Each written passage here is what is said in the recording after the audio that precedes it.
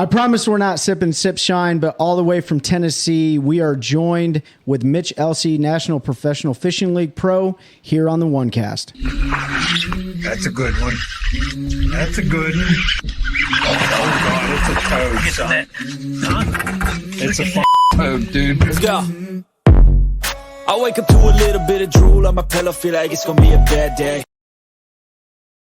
Welcome back to the OneCast, family, friends, and all the people out there that love talking about fishing. Ben, Pete, how we doing tonight? Good, man. Doing good. Yeah? Doing well. Doing well? Upset we're having rain for the next 2 weeks, it seems like, and it prevents some of the fishing, but... Yeah. I know we need it, though. though. We definitely need it. Yeah, we definitely need the rain, and we're getting it here, so we'll find time to get out there. Yeah. Folks, we have an awesome episode ahead right here, and stay tuned to check out our awesome guests that we have on. But first, head on to OneCastFishing.com. Use the code TheOneCast to save 10% of your checkout. Check out those snagless jigs, those long neck hooks, those weedless net heads. We were swimming some long neck hooks down in Florida. Just got back from Toho, the Kissimmee chain, actually fishing a Help Our Heroes event down there. And we weren't on a speed worm bite, but we were definitely on a frog bite. It was awesome. But head on over to those to the website, get your hands on some of those great products, and send us your fishing pictures. Like, we're really curious to see what kind of giants you're catching. I know Ben's been receiving a lot of good feedback. So head on over and check that out. Also, Pete, go ahead and talk about what you want to talk about real quick. Yeah, so we've talked about it the last couple of weeks, so we're going to talk about it again here. I'm going to have him on Fishing Fridays, which are coming back, so we're going to have the organizer come on and talk with you all about it. But For His Glory Outdoors is doing a Guardian Classic on Lake Murray. For those of you who don't know, that's in South Carolina. It is a $125 entry fee for the boater. They're going to pair you up with a veteran to fish with. It's random draw unless you have a direct family member. So your brother, son, something like that serves. You guys want to fish it together. When you register, just make note of that, and they'll make sure that you get paired together that way. But taking place down there on September 9th. So it's actually, they do it around September 11th as a memorial deal. Guaranteed $1,000 first place. Veteran big fish $500, and then a captain or the boater big fish $500 guaranteed prize on top of whatever comes in from entry fees. So make sure you check that out if you search For His Glory Outdoors on Facebook. They also have a website. You can get all the information on there. His phone number is on there to register all of that. I'm not going to try to read that out, so you're trying to write it down, but just check it out. It'll also be linked in the description of the podcast, so check that link out, and stay tuned for when we get them on to talk about it, so you can hear the story about how it came to be and how they're helping veterans through fishing. That's awesome. Ben, you got any opening comments? No, other than I'm excited to get Mitch on here. Yep. I know we're having to talk about it, but I was reading his bio from Florida to up in Michigan, now Tennessee. Mm-hmm. Breadth of fishing experience, and I like this because sometimes we stay a lot of local to North Carolina. We talk a lot of North Carolina fishing. Now we can we got some anglers on here that we can branch off and talk all across the country. So hopefully everyone out there can now get something for their little piece of the country wherever they're fishing at. So absolutely, that's the journey this podcast has taken us on, and we couldn't do it without everyone's support. So head on over to all of our media platforms, leave a comment, give us a good review, share with your friends, and without further ado, let's bring on Mitch, man. Yeah, absolutely. Bring on Mitch. Hey, what's up, guys? What's going on? Mitch Elsey, all the way from Tennessee. You're speaking with us in North Carolina, man. Appreciate you jumping on our show. Yeah, man, I appreciate you guys letting me get on. Yeah. So, Mitch, we talked a little bit about you before we brought you on. Ben talked about your breadth of experience from fishing in the north all the way to fishing in the south. So, for everyone's sake, why don't you just go ahead and break it down, introduce yourself, and let us know where you came from. Yeah, I'm Mitch Elsey. So, I grew up fishing. Fishing runs deep in my veins. Trey, I believe you're from Kalamazoo. My grandpa actually grew up fishing with, or not grew up, but Kevin Van Dam actually started fishing with my grandpa, and they're really good family friends of ours. And when I was about 9, we moved to Florida. I grew up fishing down there. I learned how to throw Senko. Basically, that's all I threw down there. Growing up, Senko and a speed worm. That's all you needed. Cover a lot of water, and when you get bit, you stop and pick it apart. And man, I did that for a long time, throwing swim bait. I started throwing little swim baits, probably about, I don't know, it's probably been about 20 years ago when I got down there and got back up here. And I don't know, I was getting ready to graduate and I was like, I want something different. I want to go back. Let's go back home. So I decided I was going to go move back to Michigan. My parents and my brother all decided they were going to go with us. And we went back up and, dude, I got back up north and I fell in love with smallmouth. I mean, I ended up I got my first boat was a little Javelin 353. I went up to Charlevoix a few times and man, I just fell in love watching them and catching big, just giant smallmouth. And I ended up buying a Triton TR20 right after that and got into fishing Lake St. Clair and my Traverse Bay. That's the best, like, all time. Like, everyone talks about St. Clair and everything, but man, I tell you, Traverse is probably the best smallmouth fishery, I would say, in the state of Michigan. It's just stacked full of giants. Like this time of year, like I think 2 weeks ago there was a tournament that took 28 pounds to win and 50th place was 20 pounds. I mean, it's just absolutely nuts. That is ridiculous. We went up. I took Jake up there 2 weeks ago to fish a tournament with me, and we ended up in second place with like 20 pounds. I had 2 6-pounders that I had on beds that left. Really, we just couldn't get any more in. But yeah, that's pretty much like how I've gotten, like, I guess where I am today. I started it up there, and then I decided I really wanted to pursue this. I started winning a bunch of tournaments up there, and I didn't really want to lock myself into one area and like get good at one thing and one thing only. I know in order to compete at this level, you have to be very diverse, and this river fishing stuff really, like, it confused me. How the fish set up here in TVA. So luckily I work for the power companies, so I got a job as a contractor down here for TVA. Came down, and me and my wife moved down, and man, I spent all last year just studying lakes, getting my I'm not gonna lie, I got my teeth kicked in almost every tournament last year. I cashed like one check. I think the BFLs I caught one limit and all, man. And then I took the whole off season just to learn the whole lakes, and now I feel pretty confident. Like I can go to Chick, and Chick's got some of the biggest smallmouth in it too. Everyone goes there for largemouth, but man, I remember when I first moved down here, I went there and found a school of smallmouth, and I had in 4 casts I had almost 18 pounds, I want to say. It was just nuts. Like, it was 4 casts in a row. I put my rods down. I called my dad. I'm like, I'm going to win. And he's like, what do you mean? I was like, I'm going to win this tournament on smallmouth. And then we got into the meeting the day before, and they're like, just so you guys know, there's a 1 smallmouth rule on Chick.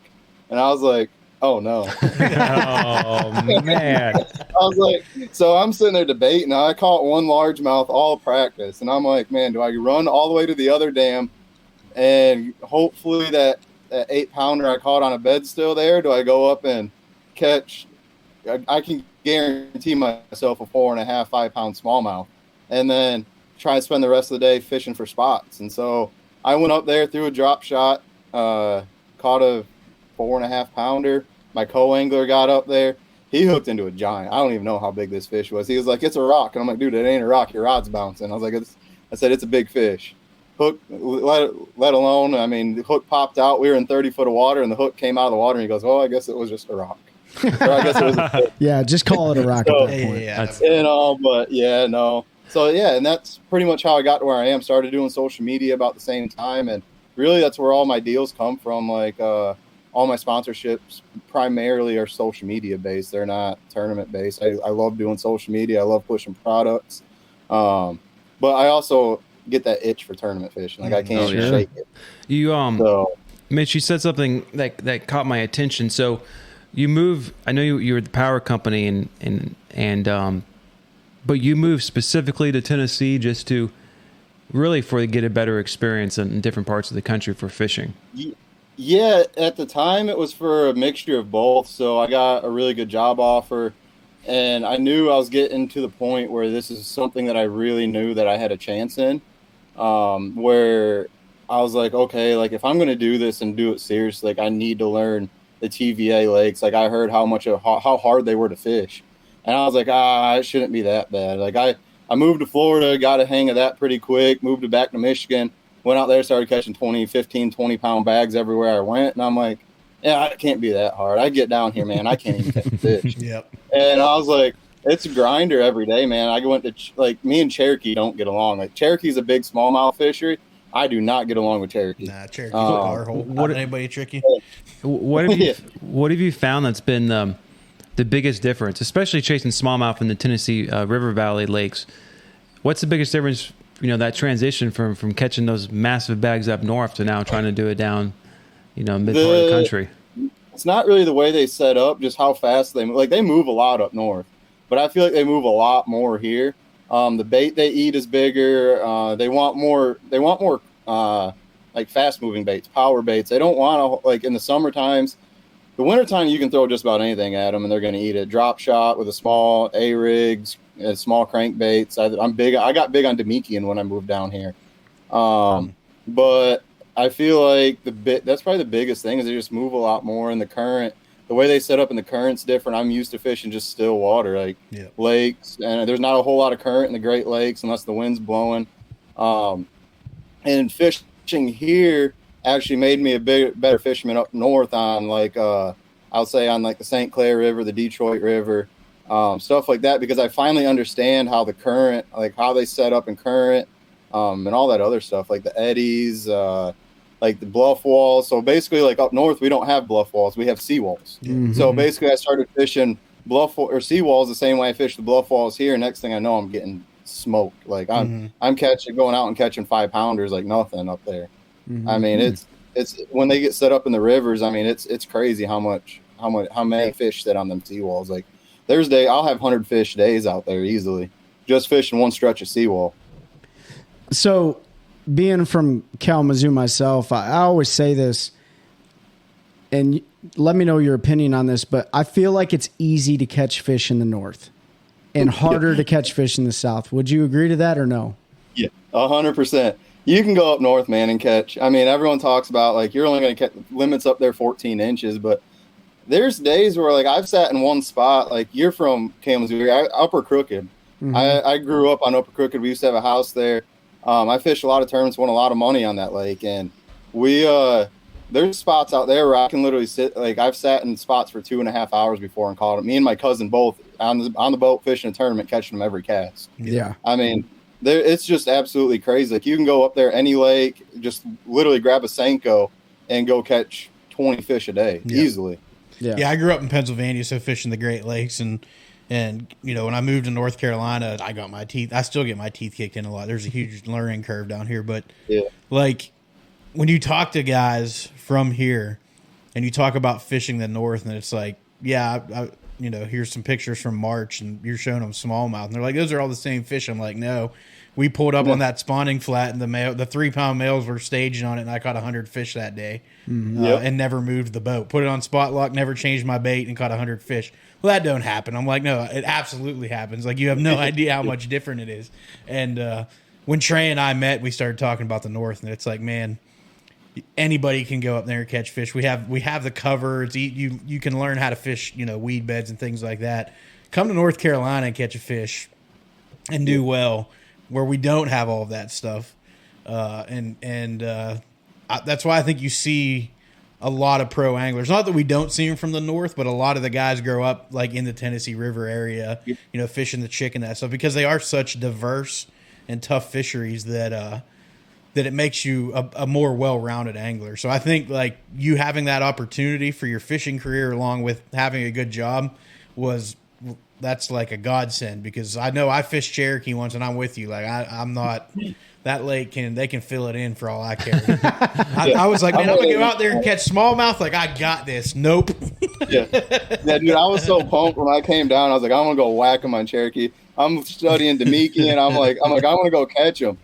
Dude, I went out there and all I caught was greenfish, and I'm like, this is dumb. Like I'm throwing jerk baits over rocks. I'm throwing freaking Demikis. I'm throwing swim baits. I'm throwing drop shots. Can't get bit, and I'm like, I don't know what else I can do. So I went up shallow and started fishing for greenfish. I'm like, I don't know what to do at this point. It's a weird it's its weird own ecosystem in the way it fishes the whole Tennessee River Valley, and that's why you see a lot of people struggle on it, even when you get to the elite levels and stuff, just because it is so much different. So I think for you, like that's going to help you, no doubt. You've already said it has, but no matter where you fish in the country, the experiences you get there, because you really can go do anything. We've talked about like being able to go fish ledges, being able to fish shallow, being able to fish grass. You can go drop shot smallies in 30 feet. Like, it's all there. Mm-hmm. So it's really like a great training ground, if you will, for fishing. Yeah, it really is, man. It's unbelievable here. Like, you can, like, I know when I first moved down here, like, I had a buddy who was asking me, he's like, what do you look for when you're looking for smallmouth up there? I'm like, rock and grass. I said, if you find rock or grass, I said, you're going to catch fish. And as when we're talking about Cherokee, and I'm like, just tell me where the grass is. And I said, well, we'll find rock around there. And he's like, there is no grass. And I'm like, what do you mean? I'd never fished, so there was never any grass before. I'm like, what do you mean there's no grass? He's like, there's absolutely no grass. And I was like, huh. But yeah, it's definitely cool because you can go do it. Like you said, you can go fish anything. You can go fish pads on Guntersville, go fish grass on Guntersville, and Chick. You can go fish the ledges anywhere here. Chick, Watts Bar has really good ledges, Douglas, or you can go fish shallow if you want. You can do however you want, and you can. There's so many different opportunities here. It's interesting as we're having this discussion that just changing the cover and the types of lakes drastically can change how the fish behave. And something I know, Mitch, you talked about the bait's bigger, but something that they don't have in Tennessee River Valley, at least I'm not aware of, or even like in the Midwest, so like White River system that's got smallmouth and largemouth, they don't have the gobies either. Mm-hmm. So they're all relying on shad or perch or bluegill or crappie to eat, right? And so those bait fish will obviously operate a little bit differently than the gobies, so that's going to help. That's going to alter how those fish set up. Trey, I don't know if you've got a chance to fish the Great Lakes a whole lot since the gobies took over, because you've been gone for a while, and Mitch can attest to this, but when the gobies showed up, it completely changed the way we fish smallmouth up north. Like, completely changed it, because it quickly became the forage. Used to look for big schools, emerald shiners and things like that, and they're just not there because they're eating gobies. I wasn't. I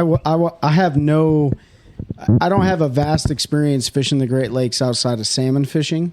So every time I would fish up north, it'd be on like Gull Lake or Sherman or Crooked or the Kalamazoo River system, Allegan River and stuff. But, and I wanted to get to this, being from the north, you hear from a lot of guys that get into bass fishing specifically, but we were very much multi-species anglers in the north. It was northern pike and yellow perch and salmon and lake trout.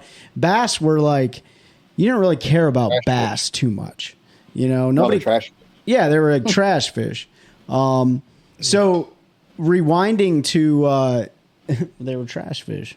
What? Oh, you just hurt a lot of people's feelings. Oh, well, they were. I mean, like, that's honestly how a lot of them places look at them. Like, up in Traverse, like when they're on beds, they don't like the bass fishermen up there. Because Traverse Bay is a big salmon fishery, so the locals will actually go out and catch the bedding smallmouth and keep them and just kill them, basically.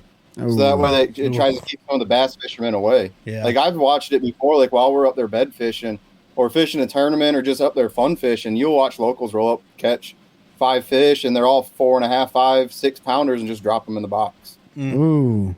Just to eat them or just to feed them to the bears? Just to eat them. Just to eat them. It's crazy. I can't believe it. I'm like, people ask me all the time, like, do you eat fish? Or like, what, bass? And I'm like, no. I was like, it takes too long for them to get big. Yeah. Especially smallmouth. Yeah. Well, Pete and his dad have some pretty crazy stories about Lake Erie and the spawn and certain people going up there and just. Oh yeah, the Amish, man. Yeah, I'll straight call them out. Yeah. Well, since you said it, the Amish. They're not listening anyway. Yeah. Well, but you'd be surprised, actually. Well, if any of you Amish are listening, quit doing that on Presque Isle Bay. But yeah, no, what Trey's getting at is like they don't technically have to follow the same game and fish regulations because they're subsistence people. So they're using it to live. So when the smallmouth move up on the spawning flats, man, they'll go up there and fill a 55-gallon trash drum full of every smallmouth they can fit in there. and they're all in a little wooden rowboat. There'll be 67 of them in that joker out there, just jacking them off the beds and chucking them in a trash can to take them home. I'm laughing because I want to see like a YouTube video of subsistence people like going out there and filling trash bags full. You think subsistence people is like a derogatory term? No, I just never heard it referred. I just think I just made it up. So. I like it, But going out there and filling 50-gallon trash bags full of smallmouth is not ideal for us in this room and you in that room. I think anybody anywhere from a conservation standpoint, yeah. But I want to talk about young Mitch. Young Mitch grew up in Florida. Yep, I grew up in Lakeland, Florida. Right. And how old are you to begin with? I just turned 28. Okay. So you're still you're not nearly as old as we are. He's older than me. No, shut up, Pete. So, and I need to throw this out there. I just fished a non-sanctioned event down in Kissimmee Chain, specifically on Toho and some of the other lakes, but we stayed in Toho because of the bad winds. And I appreciate you throwing me some advice. It was unfortunate because the weather was so terrible that we weren't able to get to the location that we talked about. But had we, I think that we would have probably finished a little bit better than we did.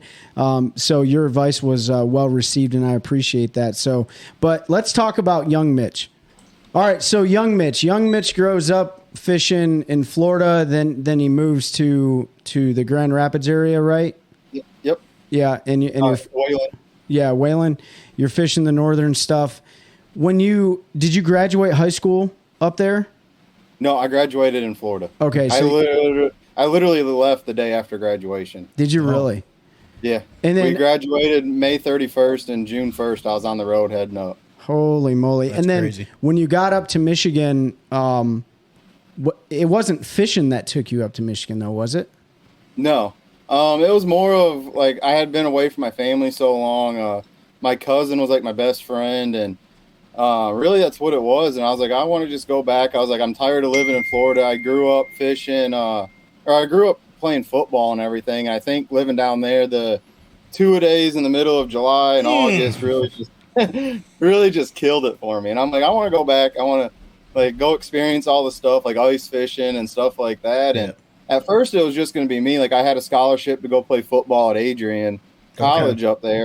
They really didn't have anything I wanted to major in. So I'm like, I'm not going to spend like, it was still going to be like $16,000 a year to go. And I'm like, I'm not going to go spend that kind of money for something they don't even have I want to major in just to play football. Mm-hmm, sure. So I was like, I'll get up there, figure something out. Ended up going back and had a buddy get me on the fire department, and I got my fire 1 and 2 up there. And then he was like, hey, do you want a job in the power industry? And I'm like, sure, what do I need? He's like, just come on. Just come. You just need some rubber gloves and you'll be good, right? Yeah, really. No, I started off as an overpaid janitor, basically going around clean like the trash plant that's in Grand Rapids, Covana Energy, is where I actually started, and it was a really good experience. It's hard work, but it was really good. I moved up in a couple months, and it helped me get to where I am today. Custodian, Mitch. Custodian. Yeah.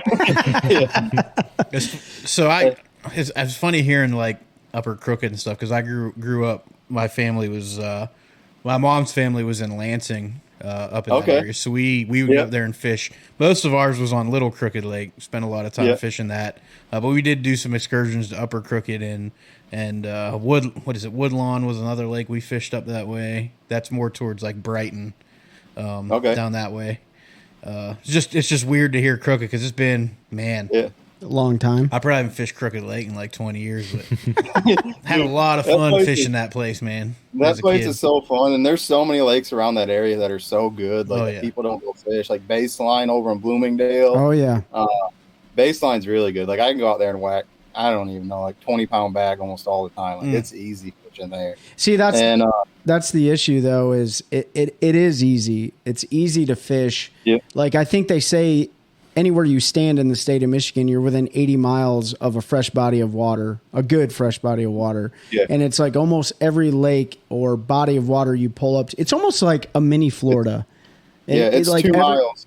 Yeah. You're never farther than 2 miles away from a body of water. Is it 2 miles? Yeah. Okay. In Michigan, yeah.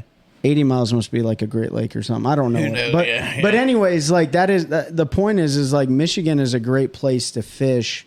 And then, so when you were fishing there, were you that young kid that watched like the Bassmaster or the 150s or whatever? Were you that traditional young kid that said that's going to be me someday?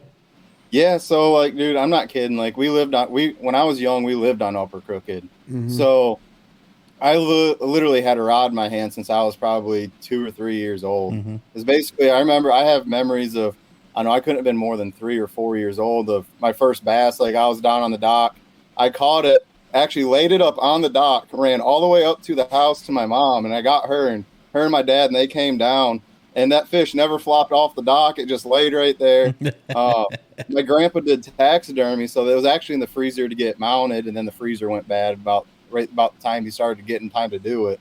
So, but yeah, man, like I grew up doing that. My grandpa, like Kevin's first boat before he went pro, his old Astro, was my grandpa actually bought it from him, and I grew up idolizing Kevin. Like Kevin was a big mentor, like not really a mentor, but someone I looked up to, and someone I wanted to be one day. And I was like, man, I really wanted to be like that. And I started getting into fishing, and I was like, man, I'm really good at this. Like, this is something I'm really, really good at. And then, I don't know, I like playing football, so I really didn't put a whole lot of focus into it. And there was no like high school tournaments and stuff like that really when I was that age. They really started kicking off here in the last few years. I think the school down the road did it, and we went to one of their meetings, and it was a joke. And it's like I'd actually never really fished a tournament until I was probably 18, 19 years old is when I really started getting into it. Wow. So with the and I know exactly what you're talking about, because everybody at this table talks about it too. Like when we were growing up, we didn't have that. We didn't have those high school fishing leagues, and collegiate level fishing wasn't there. Yeah, and there was no real like pipeline to help guide you. I mean, like you're still a long shot, right? Even fishing high school, college, you're still. I was just talking to somebody yesterday about it. Like, at best, there's 300 spots to be a professional angler at a high level. If you count the NPFL, which we do in that conversation, you have 100, maybe some change on the elites, maybe 100 and some change on Bass Pro Tour, MLF, and then and that's it. Like at that high national level. And when we see the numbers of high school and college kids, it's like, what did they tell? Dale and them told us like 35,000 kids in North Carolina alone fishing high school tournaments. Like, unbelievable. It's crazy. The tournament world has just exploded. I know there's a lot of talk on the internet. I say the internet like an old person. I know there's a lot of talk on the internet. But there's a lot of social media folks, and I won't name them, but there's a lot of people coming out saying like, man, we're having too many tournaments. There's too many tournaments on too many of these lakes and creating too much pressure and stuff. And I remember back in the day when we were younger, that wasn't the case. Like it was you could find a honey hole and be out there all day and never have to worry about it. Well, now you're going to see somebody when you're on the lake. So like, for example, I'm going to go with St. Clair because he's fished it. I fished it. Have you ever fished St. Clair? No. So we started fishing smallmouth fishing and muskie fishing Lake St. Clair when I was probably 8 years old, so that would have been like 93, and we would be out there, and you wouldn't see another bass boat fishing. You might see a local every once in a while. You'd see Kevin out there running around because he was somewhat local. I think we saw Jimmy Houston there one time. He was just in town fishing it, but that was it. It was mostly people on jet skis and all of that stuff, and then social media. I'm not saying it ruined it. I think it's great that people were taking advantage of the fishery, but like as soon as I think it was the 150s were the first one that went there. And they were whacking, like he said, 28, 30-pound bags of smallmouth. It was like the next year we went up, and you could walk across the bass boats that were up there fishing. Yeah. But, there was nobody there, man. It was unbelievable. Yeah, Watts Bar and every lake around here, because there's not that many lakes around me. And, dude, I'm not kidding you. There's every given weekend, there's probably 6 or 7 tournaments going, at least just on Watts Bar. And Watts Bar, I mean, isn't the greatest fishery around here. And I'm not, like, there's at least 500 bass boats out there every weekend, every day. I think when you look at it's just unbelievable how many tournaments there are. And luckily, like Michigan's doing a really good job at stepping that up. They you have to register all your tournaments now. If there's too many tournaments on that body of water, they're telling you no. like St. Clair won't even let you fish it until the spawn. Like Yep. this last weekend, I fished a tournament, and that was the open, which is great for the fishery because it allows them fish to spawn, get through what they need to do, at least the main stretch of the spawn. Like you're still going to have spawners all year long. Like the river's 57 degrees right now. Some fish are just getting ready, like they're just like spawning and just getting off of it and getting ready to spawn on Huron. But man, it's great what they're doing up there. Like I really like the fact that you have to register every tournament and the DNR basically tells you yes or no. Yeah. Yeah, and Trey's right, and so are a lot of these influencers and social media folks that bring it up. When you look at destination lakes like that, any of the TVA lakes are pretty much a destination lake at this point. St. Clair, St. John's River is going to turn into that or St. Lawrence. I'm sorry, St. John too. But like all of those lakes and rivers and systems that are destination, Okeechobee is going to get Cayuga, like. We need to do something because a 500 boat tournament every Saturday or 500 bass boats fishing a tournament every Saturday is going to degrade a fishery to some extent because there's inherent fish kill. And people might get upset that are watching this, and that's fine. You can get mad at me. We had Corey on here, who's a NC wildlife biologist, who talked about fish kill with tournaments. And basically, if the water's over 65 degrees, most of those fish are going to die. It might not be that day, but in their studies, within 48 hours, a lot of those fish die in local tournaments. Now, Bass and NPFL, other places, they have systems in place to ensure that there's a better survivability with those fish. But when you have 500 boats in a local tournament or BFL, fish care is not top priority in a lot of those.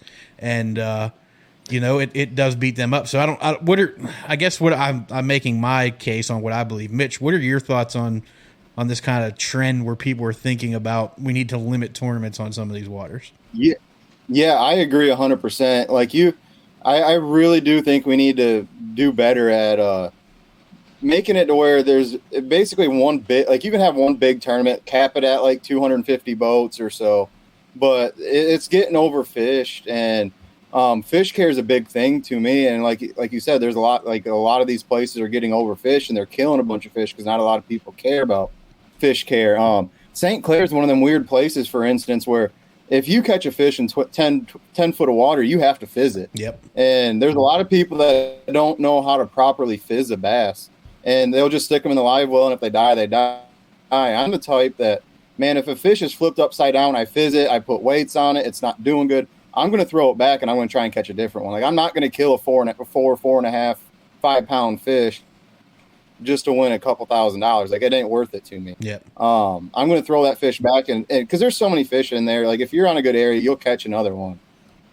We had a couple this weekend where I had to fizz them. I literally put them in the live well, fizzed them, got their bladders where they were buoyant again, made sure they were good, and they still wanted to flip up, and you have to fin clip them.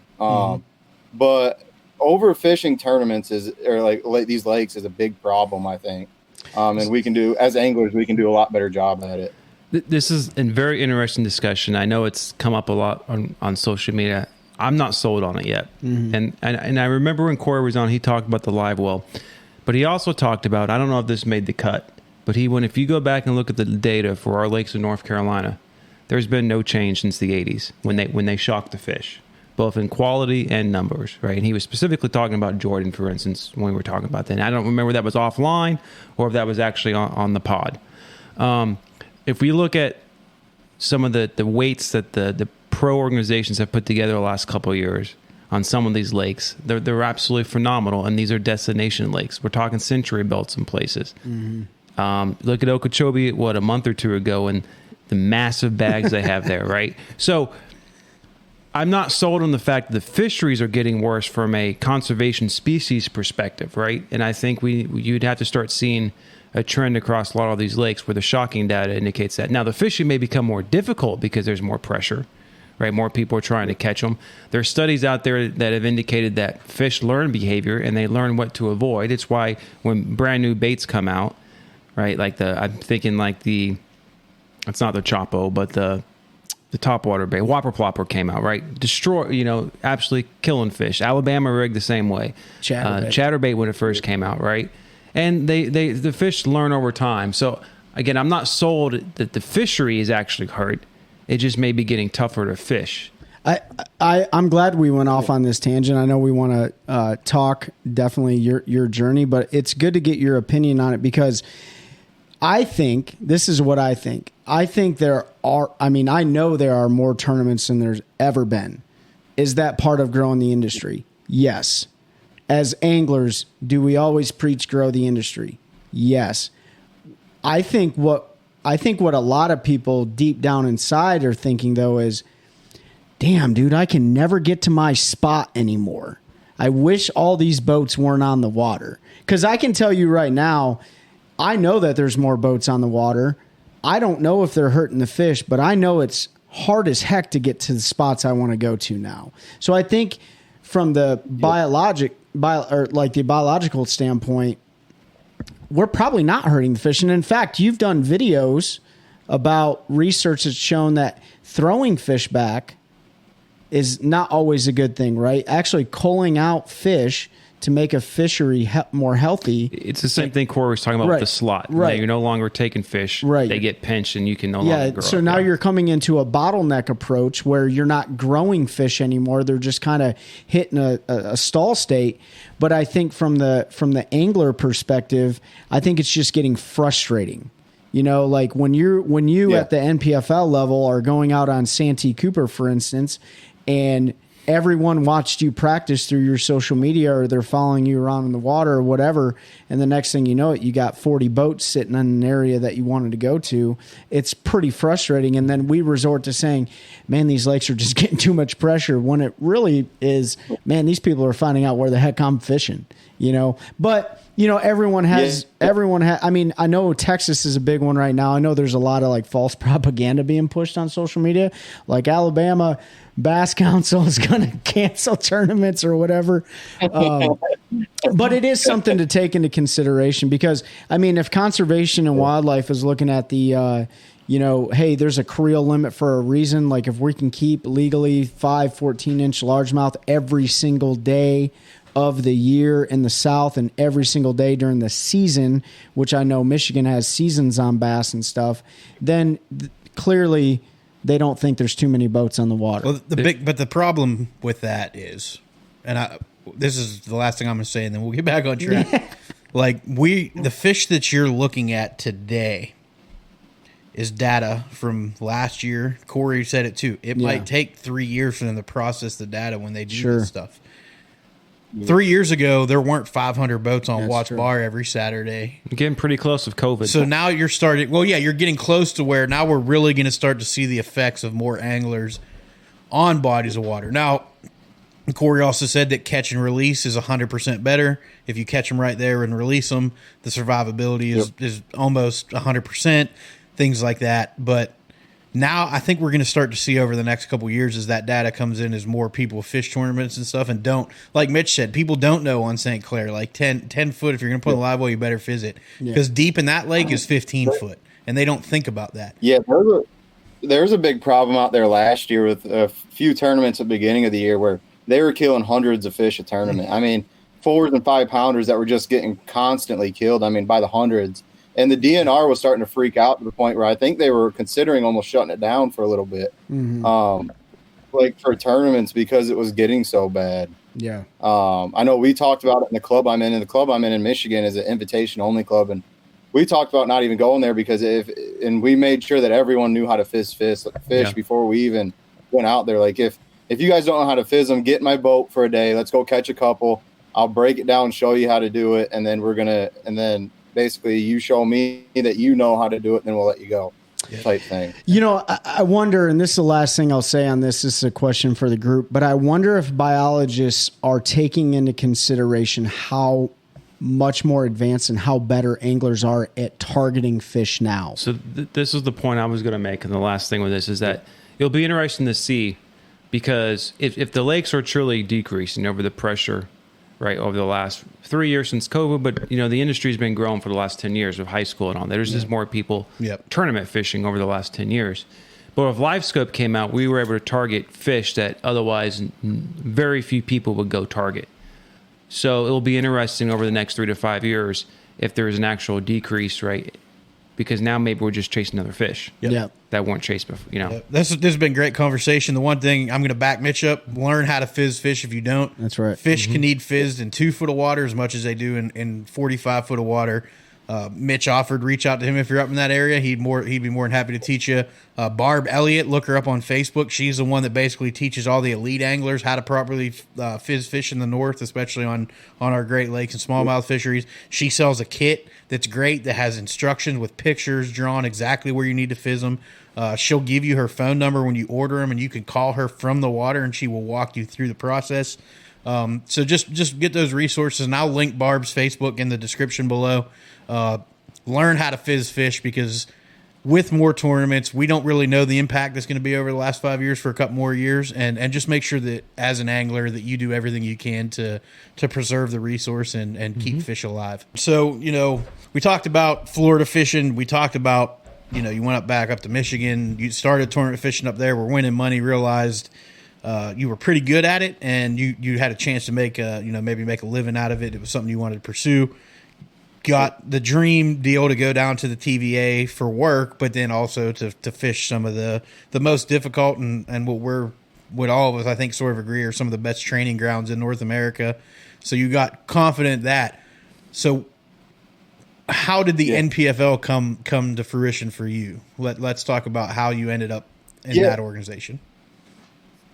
So basically, I had been following it since it started, and I have a couple buddies who fish it. Ross Rhodes, Buck Mallory, Adam Savage fished it last year. Me and Adam know each other pretty good just from social media. And Doug Chapin, I met Doug at the Fish Talk Frenzy last year.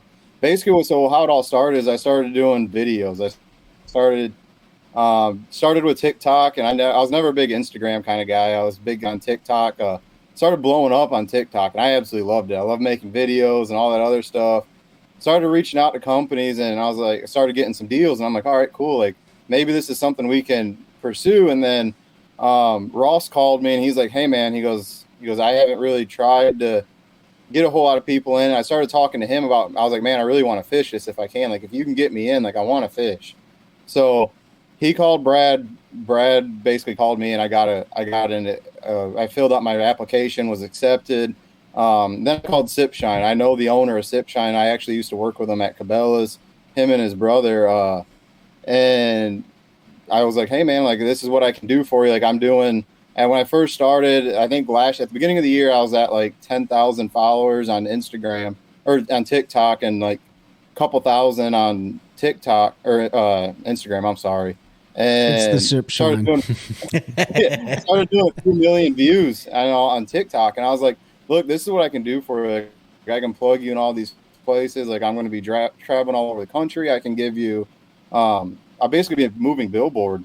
And so that's how, like, I really started talking to them, and got another couple like Grandmaster Concrete. He's a buddy of mine, and just started reaching out to local people, trying to get money together. And I ended up getting it together. And I was short a little bit, and I'm like, I'm just work some overtime, pay for it. And yeah, that's basically how we got into it. And it's going good or okay so far. Did you try reaching out to endemic companies before you reached out to non-endemic companies? No, I basically knew there was no money in the fishing industry. Basically, everyone does the whole pro staff deal. There's no money in it. All your money is going to come from outside companies that need to get rid of some money for the year, basically write-offs, stuff like that.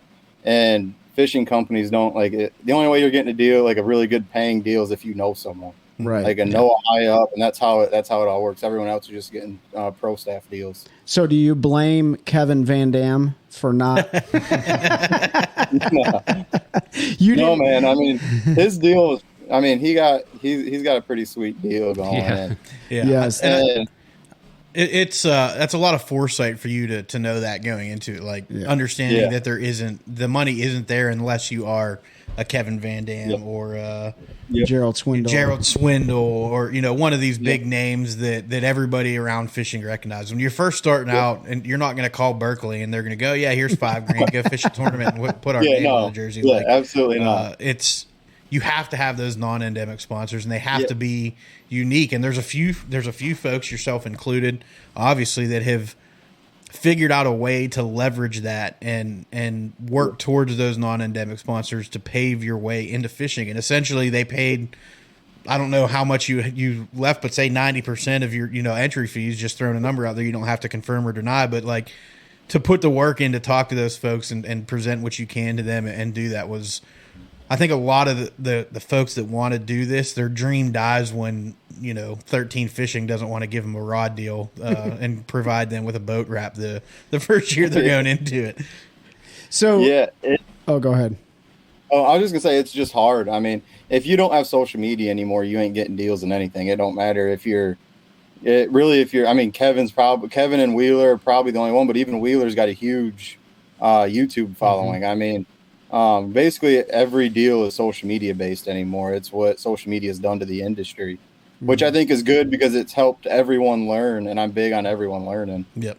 I think social media, and not that I'm a professional angler, but just knowing social media, it's helped out a lot of anglers explore creative options when it comes to finding people that are willing to provide some sort of monetary support for them. Now you don't have to go crying to Abu Garcia or whoever and ask them to support you. Now you can say, hey, listen, I can bring you extreme amount of coverage to a product or to a service that you provide, and I can do it through these means, right? And so that's a big deal because TV is dead for the most part. The days of selling a boat or a rod off of just a jersey logo alone, those are pretty much died. So you got to have a culmination of all the above. And so knowing that, like Pete said, like you were ahead of the power curve. And but kudos to the companies that provided you that opportunity, because they obviously saw the value and where you bring the value in that advertising to them. Because like you said, one, you're a rolling billboard, you're making social media posts, and you can mention those companies like, we fish after a long hot day. What's better than a little glass of ice cold moonshine? You know what I'm saying? Man, concrete company, all that stuff. Like it's awesome. Every tournament I'm at, that's what like I've had a rough year so far. So like 2 days before we left for Pickwick, our house burnt down. We lost all 3 of our dogs. Oh man, sorry to hear that. And everything else. I had to leave 2 days after that, and I've just tried to keep a positive spirit. But I've been dealing with that at all 3 events. I've had insurance calling me and stuff like that, and dealing with that stuff. But the cool thing is like I'll get up on stage, and whether I had a good day or not, I'm going home and I'm drinking a bottle of Sip Shine. Like I may not have caught any fish, but I'm gonna go catch a buzz tonight. That's for sure. Right. Not a glass of Sip Shine. Oh no, no, we drink a whole bottle. I drink probably a bottle of this a night when I'm at a tournament. Sometimes, if it's a rough one, maybe a bottle and a half. Or if we're doing real good, like that. After I put Jake on 20 pounds last week, I was like, we're going to drink a good bottle tonight. Bottle and a half. Yeah, man. But yeah, I mean, it's cool. And social media's done a lot. Like, I own Gorilla Fishing now. So basically we are like, we're a small company basically that pushes small companies only, almost like a tackle warehouse, but with small businesses only. And that's all we deal with. So, I mean, it helps push other companies. So we sell Jake's lure joint, all of his line throughs, all of his tubes, all of his batons, stuff like that. The NBT screens. We're not limiting Pride rods, Fisk, sunglasses. Man, there's so much stuff. All motivated Brazalo and all their jigs and soft plastics and stuff like that. So it's really cool that social media has opened this brand up to us to where we can show like all these companies and like a lot of companies a lot of people didn't see before that are really quality to their local area, but now you can get on like our site and go on and get like all these brands in one site, not have to go to 10 different websites. Are you still working for the power company there? Yep, for right now. Okay, for right now. We won't talk. Yeah. So you're working for the power company, you have Gorilla Fishing, you're fishing the National Professional Fishing League. You're married, right? Yep. And I know that because I met your wonderful wife down at Santee, and I didn't want to bring that up, man. Like that was probably the most sad story that I've heard with the whole house situation and losing your dogs and stuff like that. And I had to tell my wife about it because she's an avid animal lover, and I think she legitimately started crying over the phone. But you got all those things on your plate But was it the MPFL at first, or was it BFLs and things like that you started fishing prior to going to these companies and asking for that support? So I started off in West Michigan Bassmasters, which is invitational only club. Yep. It's one of the oldest clubs in the state of Michigan, and it's honestly nothing but a group of sticks guys who probably should be fishing pro, but just don't have the money or the drive to go do it, have careers, stuff like that, kids. And I went into it getting told that my best friend got me into it, and he was in it for probably 20 years, man. And he was like, you're going to come in the club, you're going to get your teeth kicked in, and everyone's going to make fun of you, make you want to quit, blah, blah, blah. You're going to wake up the next morning and have waypoints and baits sitting on your boat. I mean, he goes, that's the way everyone is. Like, they're going to make fun of you. And I'm the type, I'm way too competitive to let that happen. Like, so I started studying lakes, I started studying maps. And I went up, my first tournament of actually being on Traverse, and this was the first time I'd ever been on Traverse. Went up there, took third place with like 18 pounds the first day, and I found something really good at the end of the day. Like, we were sitting in 6-footers, 5.5, 6-footers, just bobbing like bobbers. And I'm sitting there like taking them over the bow, and I'm like, we found something really good. So we left it alone to the end of the day, or probably about, I think we went back there on the Sunday at like 11 o'clock, and we had like 14 pounds. And between 11 o'clock and 1 o'clock, we went all the way up to 22 pounds, man. And it was just absolute blast. Like, we didn't even fish everything. Like, I called my buddy. I was like, hey, man, what do you got? And he's like, 13 pounds. And I'm like, come up here. I was like, I'm done. He's like, what do you mean you're done? I was like, I'm going back to the ramp and sitting there. Like, I got 20 pounds. Like, I'm good. But really, that was the club that got me into it. And I started doing that and started fishing the BFLs when I moved down here, because I felt like that's what I needed to do. That was my best opportunity to learn from non-boaters and boaters and people that I knew. And so I started doing that. But yeah, other than that, sponsorships are just from social media. So go ahead. When you saw the MPFL, followed it, the first year that it came out, as soon as you saw what they were doing, did you instantly want to fish it? Was that something really that drew you immediately? Yeah, I did, because the cool thing about the league is that we actually go to a lot of these lakes that a lot of the other the big circuits don't go to. So like Wright Patman is cool. Like, that was like, I did really bad there, but that's a really cool fishery. Pickwick, I mean, obviously that's a place. We were originally supposed to go to Lake Amistad down in Del Rio, and the elites used to go there. Yep. And I was looking at that, and I'm like, this is going to be a really cool fishery. It's just so far away, but I'm really excited for this one. And then Saginaw, like, there's never been a pro bass tournament on Saginaw before we went there. Now you got the BBT guys going there this year. You follow this year. And it's like Lanier in Georgia. Like, that's our last tournament this year. There's not a lot of tournaments out of there, and that's something that I think is really cool, is they're not beating up the same fisheries that all the other pro circuits are. Yep. Like, we're going and fishing these other places. We may not be picking the best times of year, in my opinion, to go there right now, but we're picking these lakes that are different than everyone else, and I think that's fun. And I appreciate going to the lakes at different times of the year, because it just shows off the fishery in a different way.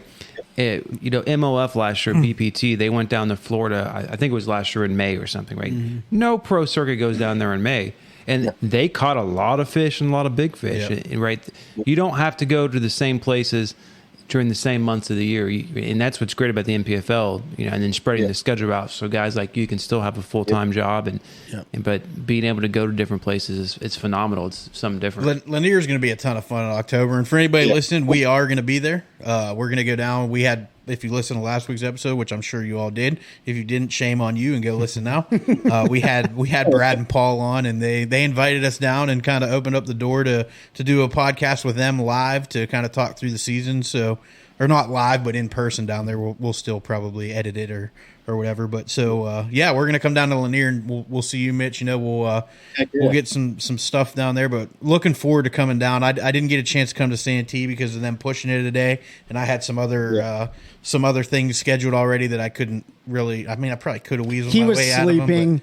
No, he was sleeping the whole day. I wish. No, but you know what? I agree with you, Ben. And we talked about this before. Not only does the MPFL spread their schedule out to facilitate being able to work for the power company or whatever you do, going to the lakes tests the fishery, but it also tests the anglers. And, you know, you can look at, traditionally speaking, majority of the events are spawning events, right? They are. They are spawning events, sight fishing events. Of course, electronics are playing a role in all of these events now for the most part, minus the Sabine River that we just saw was awesome. Call it the Sabine so you can make people mad The like I did. Sabine, but you know, I like that, and I like that you guys get to just practice or just work your art in a different fashion. You know, like going and fishing for smallies after the spawn is very different than fishing for smallies during the spawn. You know, I'll let you talk 1 second, Mitch, but I think it's really cool how you mentioned that going to the different fisheries than what everybody else fishes was one part of the appeal, because every single NPFL angler we've had on, Mike Corbishley, Stephanie, Josh Watkins, every single one of them has mentioned that as one of the appeals to them to fish with the NPFL is being able to fish the non-destination or the non-traditional tournament lakes. And so it's cool to hear, you know, that's kind of throughout the league and everybody that fishes it.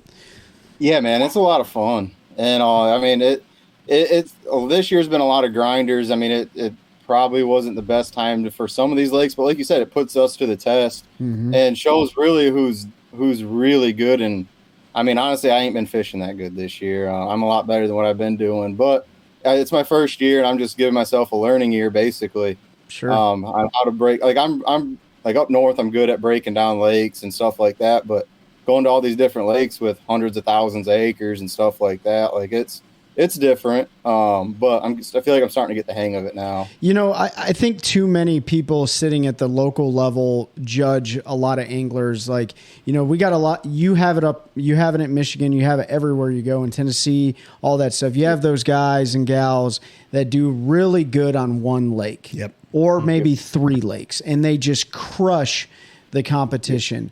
But go ahead and go all in like you did, from moving from Florida to Michigan to Tennessee, and diversifying your portfolio and you may not be great at everything, but you might be good at everything. And so when you take a local level angler that can win, look, we saw it on the EQs, right? When they came to Bugs Island, the guy that won absolutely knows Bugs Island. Yep. Like he knows where the fish live. He knows where the big fish live. He knows exactly how to catch them, and he did a really good job. And he whooped the competition, but he very well may struggle if you take him to Wright Patton. Oh, he's going to. You know what I'm saying? Like, or wherever they go. And so, you know, when we talk about defining a professional angler, we all have our own versions of it. But somebody that can fish anywhere and do relative, and you don't even have to do that well.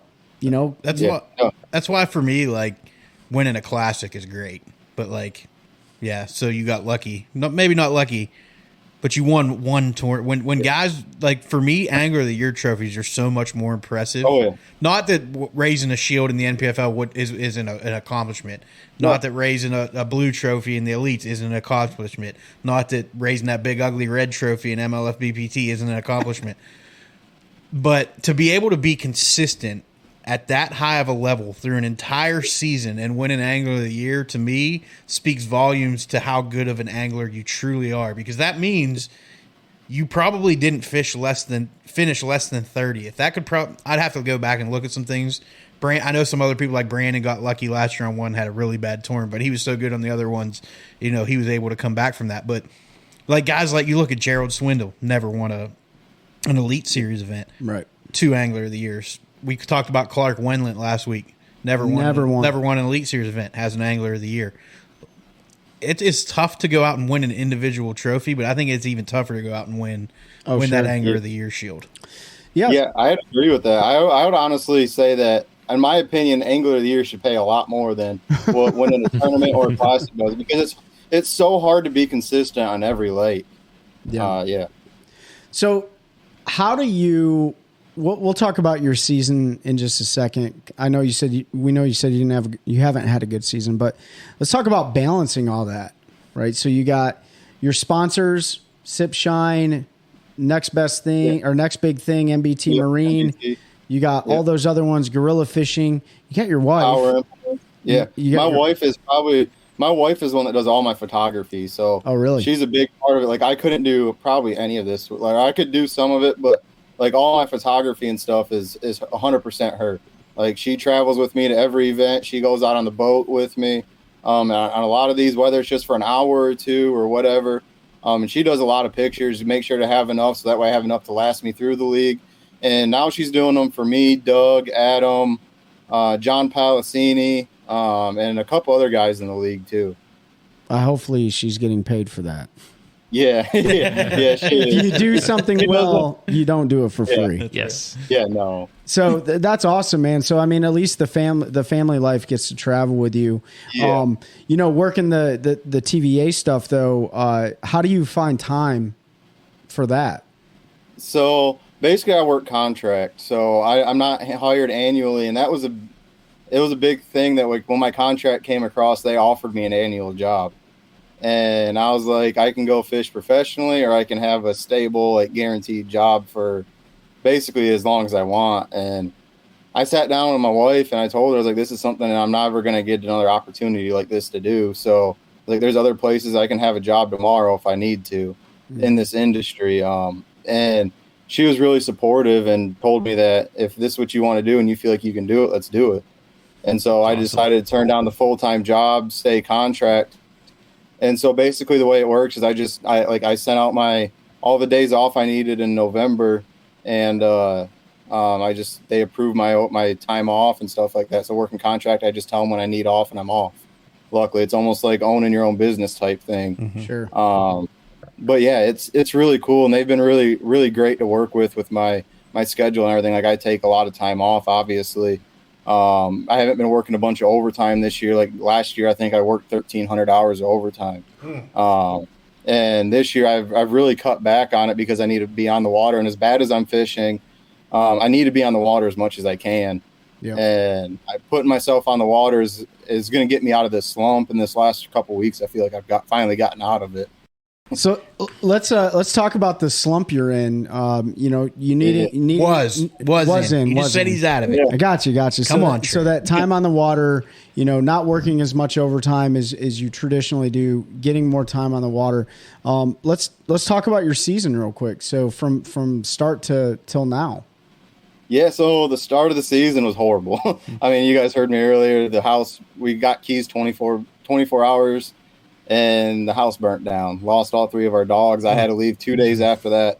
Drive to Pickwick. I actually drove back to my camper here in Tennessee, picked up my boat, and then drove to Pickwick. We got down to Pickwick, and my goal there, like I felt really good going into it. I went down there to pre-practice, and I had a couple stretches where I caught 15 pounds in a matter of 20 minutes.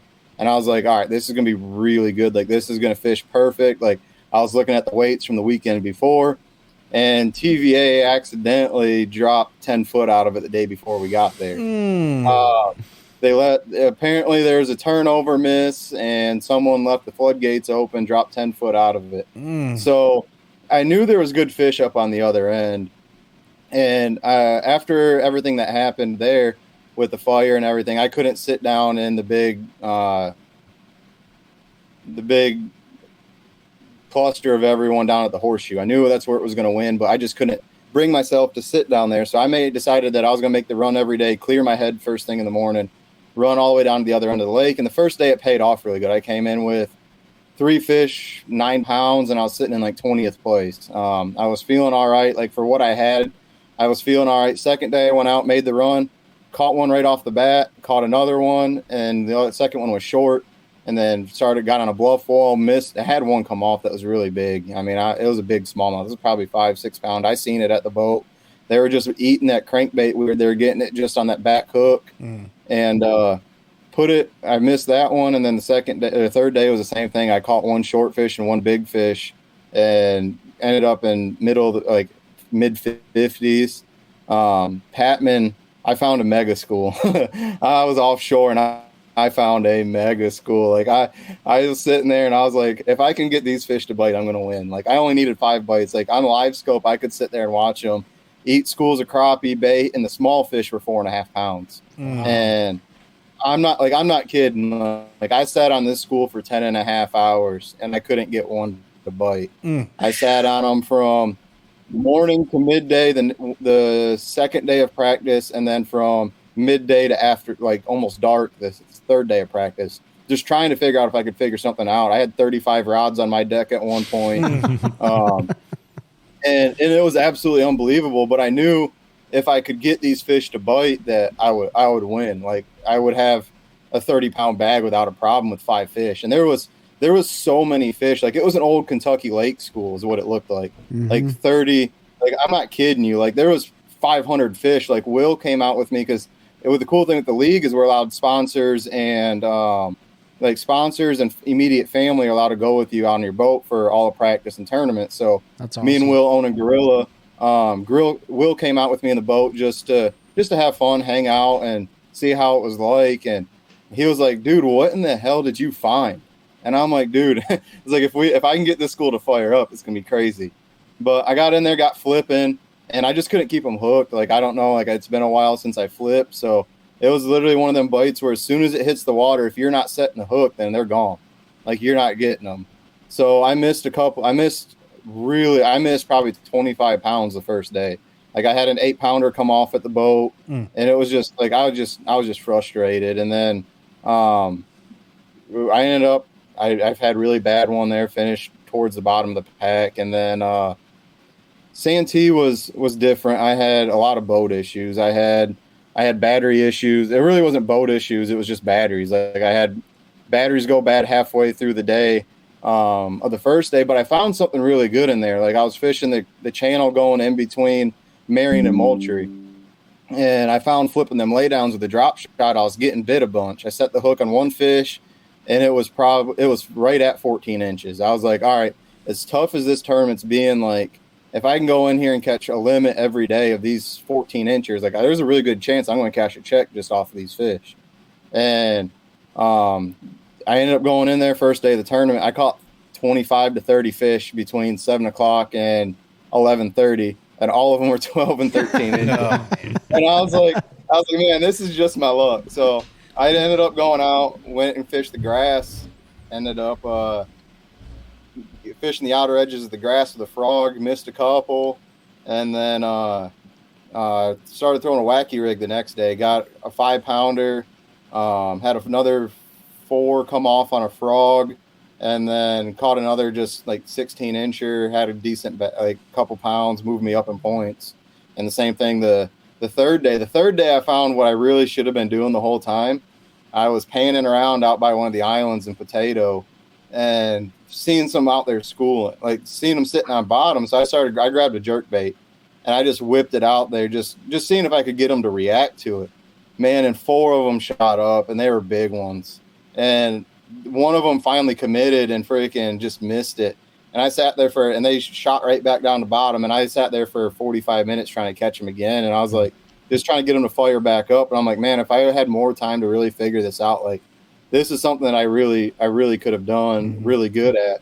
But it's one of the things where you just figure it out too late. And so I went back throwing the wacky rig around the grass and luckily caught 2 more fish, moved me up, I think mid-60s. So, I mean, I was upset with how bad it was, but I was happy with how I finished. I finished strong. I didn't have a fish at 2 o'clock, and I was due back in at 3, and between 2 and 3, I got 2 fish. So yeah. What do you do mentally after? So you got 3 not so great events. What have you done between Santee and now besides getting on the water? Like, how are you processing that to re-energize and get to Saginaw Bay and start crushing some skulls? Man, I'm really good I'm really forgetful. Yeah. Like I don't. That's good. That's great for the sport. So like I don't stay in my head. Like I'll get in my head like a little bit like during a day or something, but after that night I reset mentally. Like I'm really good at just letting the past go. Like that was yesterday's thing. Let's go do today. Let's go figure it out today. We may not have done good yesterday, but we're gonna go do good today. Yep. So I went on the water here in Watts Bar. I was fishing the St. Jude's tournament, and I actually went out and caught like 20 pounds in practice. And I'm at Watts Bar, and I'm like, oh, this is fun. Like we're getting out of this thing. and then I go up north, and I knew going up there, like I was just gonna go have a smash fest, get out of my thing.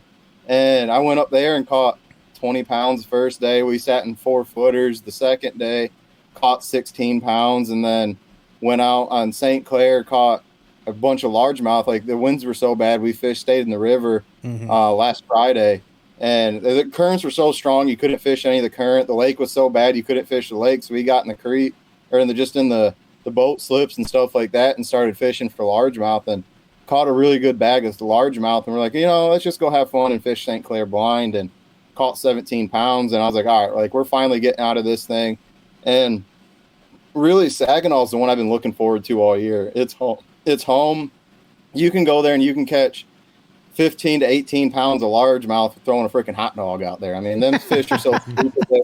But it's always one on smallmouth. And I really feel like that it's something that I've been looking forward to all year, is just getting up there. And I know, like, if I can get up there and I find 2 or 3 schools, like it's going to be game over. Like, I know there's going to be one day where we can't get out there to them probably, and they're going to lock us in, or it's just going to be too rough and you have to go largemouth fishing.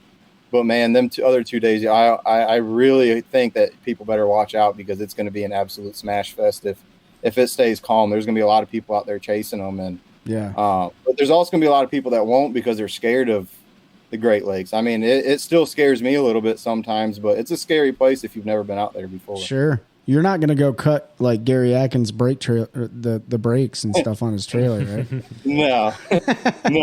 I know. No, go ahead. No, man. I'll probably be running farther than he did. Like, I mapped it out, and I think I'm running at first to start off from the ramp. If I get him on one spot, it's going to be 45 to 50 miles one way. Wow. Those are some runs, man. Yeah. If not a little bit farther. Yeah. Yeah, so, I'm not scared. Like, I love making long runs. Well, hopefully the rest of your tournament season, like, I guess that is the best medicine, is just to forget. You know what I mean? I wish I could do that. But, one of the things that I wanted to ask you, though, when you have bad tournaments, and I think this is anglers, there's no cookie cutter, sponsored deal. And I wanted to talk about your sponsor, specifically MBT here. But some anglers have some weight over their shoulders as it pertains to how they finish in an event, right? Like, when it comes to their sponsors, do certain sponsors require you to have good finishes, or would like to see better finishes than none? No, not really. So, like, Sip Shine, I mean, they're probably the only one that's tournament based, like, that really, like, but they're not big. They know that this is my first year. Yeah. And so they're not really, they know, but I think it's more of a social media deal. It's kind of like a mix, but everything else is 100% social media besides NBT.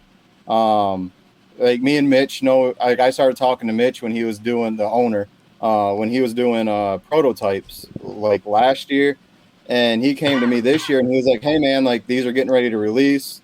And I was like, hey man, like, this is what I can do for you. I'm fishing the NPFL this year.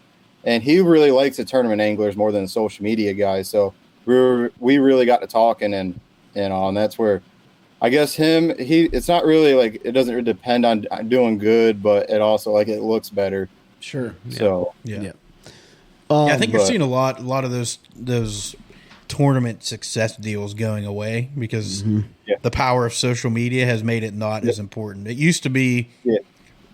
And let's just be honest, the reason KVD got as big as he did was because he was winning everything. Sure. And back then, it was the cover of BASS. It was in the local newspaper. It was on ESPN. They were interviewing him, they had him on. He was on one of the ESPN commercials back in the day when they used to have people, act like they were in the office and things like that. So back then, the success in tournament angling is what got your sponsors to the forefront. Even back, you look at like Rick Klund when he was really hot and got in with Bass Pro early, and Johnny and all them.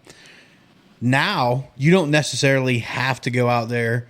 It helps, like he said, it absolutely helps if you're not winning a bunch of tournaments. You can say, I use this to win. But if you can leverage followers on social media here, just following you for the products that you're pushing, and not necessarily tournament success, they're not going to be as concerned about your tournament. I imagine for Sip Shine, a big part of theirs, I'm sure, is just the mileage. Like you said, you're a big billboard for them.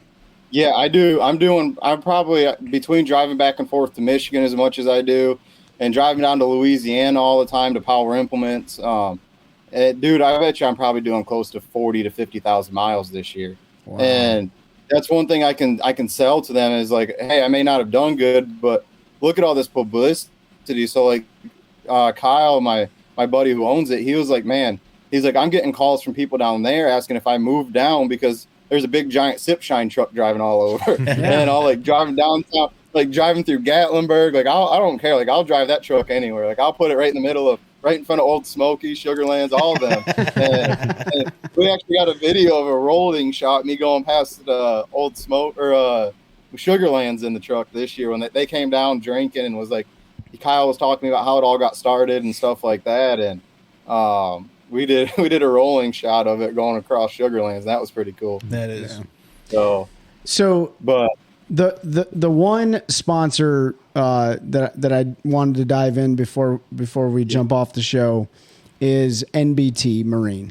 Yeah. So talk that everyone wants to know. Yeah. So everyone sees Mitch Elsey's boat on the MPFL tour with this 500-inch screen on the front of his boat. And it's not 500, it's 21 inches, if I'm not mistaken. 21 inches. Yeah. Yep. So you got the Battleship up there, right?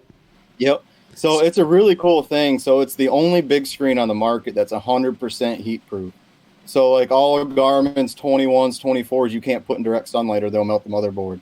Mitch found a way to make it to where it won't melt. Everything stays good. And he also worked a program into it to where I can go in and eliminate color palettes. So like I can turn my gains way up on my Garmin, put all that fuzz in the screen, and then I can go in and eliminate color palettes and literally wipe all that fuzz out, make all my blobs look better. I was looking at fish on Pickwick at 120 foot, like legitimately popping up at 120, 130 foot. Like it's unbelievable.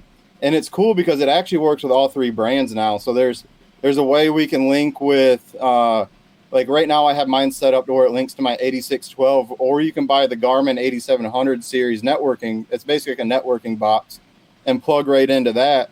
And it operates as its own Garmin unit. Or you can buy the Simrad box and plug into that. And I think you can run 6 screens off of that one where they act as individual units.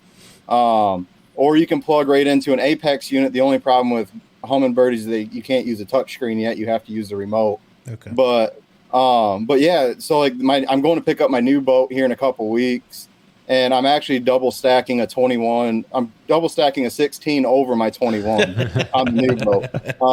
I run for like you guys have probably seen my TikToks and stuff like that where it's I run perspective and then perspective or forward on the main section of the screen. And then in the corner, I have the other one, and below that, I keep my mapping.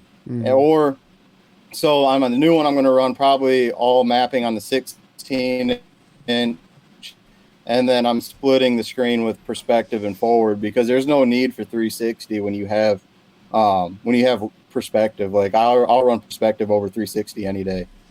You can see the fish swimming. The only reason why I put the second live scope unit on there was to see where they're sitting at in the water column. Does this deal soak up a ton of juice or no? Yeah, dude. Like I can't post if I do a post on NBT screens, it's minimum of like 10,000 views. No, I mean, I've done. Oh, what I'm saying is ahead. like, how much battery power is this using? Is it using a lot? So it uses the same amount of power as a 12-inch unit. Okay. Oh wow. Wow. That's not No, bad. you're not using. So by going from a triple stack down to the single unit, I'm using less battery than most other anglers on the water. So like my batteries last 3 and 4 days at a time. That makes sense. And where can people go to find these? You can get them on gorillafishing.com. We sell them. If you use LC10, my last name 10, you get 10% off the screen. You can call Power Implements or just call me. I'm actually getting ready to be a sales rep for them. So get a hold of me on any of my social media platforms, and I'll get you a screen. Okay. Yeah, I see that NBT. Go ahead.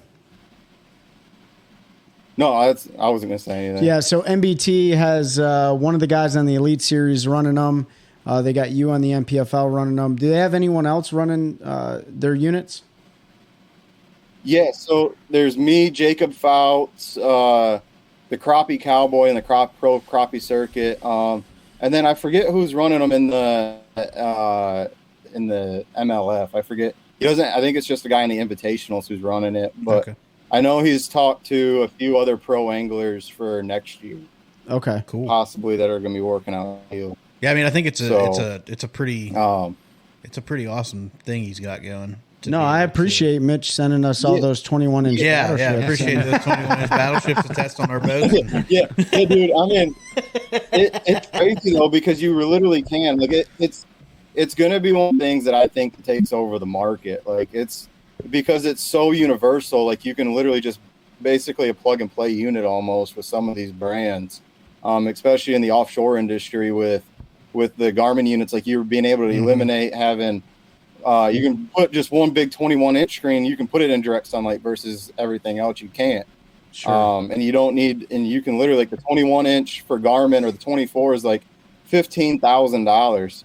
And I think the networking box and the unit together is like $7,500. And I think it's $4,000 for the networking box, and then $3,500 for the screen. So literally, you're into it for half the price. You can double your screens for the same amount of price. Yeah. That's what you normally would. Yeah, I was looking today, and I was a little confused because Trey said they were working with all three. The website hasn't been updated, so it does show that it just works with Garmin units. So I'm glad to hear that it does work with all three. And I'm one of those like electronics dudes, so I switch stuff around all the time just because that's how I am. So I'm running an Active Target 2 this year, and having the option to maybe try out one of those, I might have to check that out. Yeah, like well, 20 so that was the thing was when we found out that it will work with Lowrance. Mitch almost wanted me to run the Lowrance setup for next year, and then he got into playing with it, and he's like, "Man," he goes, "I know you're not going to be happy with it because you like your target separation." He's like, "I can see that sometimes, like some of the things that Garmin has is better, some of the things that Active Target has better, but he goes, if you're comfortable with the Garmin units, like I'll let you keep running it. Like, that's fine." I'm like, "That's fine, man." I was like, "You just tell me what you want me to run. Like, I'll run whatever." Yeah. Like, you just rig my boat however you want it, and it's done. Well, he can rig my boat however he wants to do. And if you guys want to go out and play with it too, just let me know. Like, I'll make a trip down there. Like, I'm probably going to come down and go see Justin with Fat Belly Tackle here pretty soon. That's right in South Carolina, or down by Charleston. Yep. So I'm probably going to go down that way. If you guys want to jump in the boat one day, go do some fishing. I mean, I'll be more than happy to take you guys out. Absolutely, dude. That'd be cool. For those listening, go ahead. I was just going to say it was the really cool thing was like I really got to play with it on St. Clair for like the first time, like in real thick grass and stuff. And with that big screen, it was cool because I could spread it out to where like I was looking at like 40 foot. And normally, like on a 12-inch screen, you can't see them fish really swimming in and out of the grass on forward. And with that big screen, I could separate it out to like 35, 40 foot. And I actually vertical jigged a couple of them fish that I caught doing it, like watching them swim in the grass and coming out. And I was like, this is a game changer. But it actually shocked me. Like I was having my partner come up and watch. I was like, "Dude, watch this." Boom, drop down and catch it. And I was like, "That's a big one." And I was like, drop yours down. There's another one right there. And he was like, "Boom." And dude, it was fun. Like it was like I hadn't like just watching it, like seeing how much fish you actually miss on like a 12-inch screen compared to this big 21. Like it's unbelievable. Yeah. You can't stand on it though, right?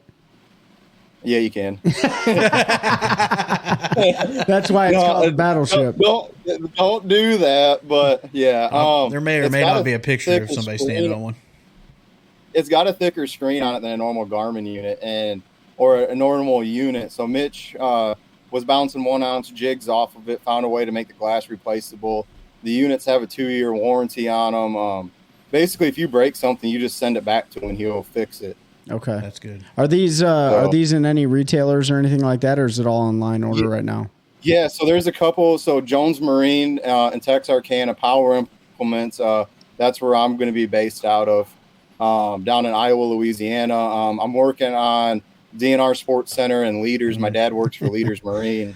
So I'm working on those two right now. And then there's going to be a few other. There's one in North Carolina that we're working on. A guy in the league actually owns a marine over in North Carolina.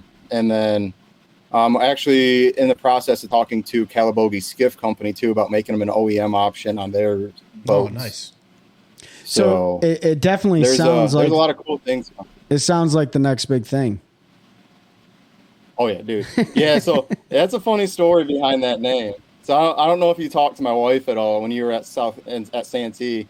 It was actually supposed to stand for Northwestern or Northeastern something.